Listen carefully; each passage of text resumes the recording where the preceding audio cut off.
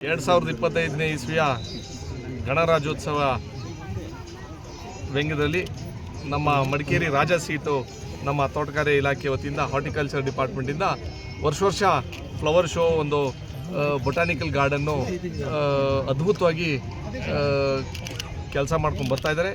ಈ ವರ್ಷ ನಮ್ಮ ರಾಜ ಸೀಟ್ ವ್ಯಾಪ್ತದಲ್ಲಿ ಒಂದು ಓಂಕಾರೇಶ್ವರ ಟೆಂಪಲ್ಲು, ಅದೇ ರೀತಿಲಿ ಒಂದು ಕೂರ್ಘಾನಿನ ಈ ಸಲ ಶೋಕೇಸ್ ಮಾಡ್ತಾಯಿದ್ದಾರೆ.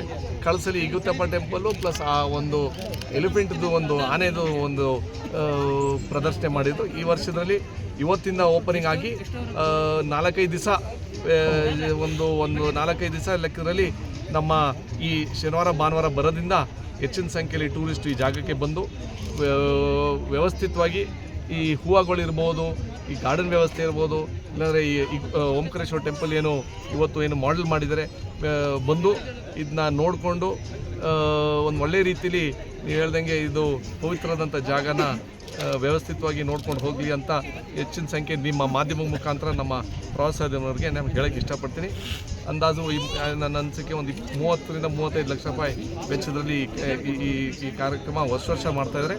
ನೀವು ಹೇಳ್ದಂಗೆ ಟೂರಿಸ್ಟ್ ಬಂದಂಥ ಸಂದರ್ಭದಲ್ಲಿ ಸ್ವಚ್ಛತೆ ಕಾಪಾಡಲಿ, ಅದೇ ರೀತಿಲಿ ಪಾರ್ಕಿಂಗಿನ ಒಂಚೂರು ಬೇರೆಯವ್ರು ಬರಲಿಕ್ಕೆ ಒಂದು ಕ್ಲೀನಾಗಿ ವ್ಯವಸ್ಥಿತವಾಗಿ ಮಾಡಿಕೊಡ್ಬೇಕು ಅಂತ ನಮ್ಮ ಟೂರಿಸ್ಟ್ ನಿಮ್ಮ ಮುಖಾಂತರ ಕೇಳ್ಕೊಳ್ಳೋಕ್ಕೆ ಇಷ್ಟಪಡ್ತೀನಿ.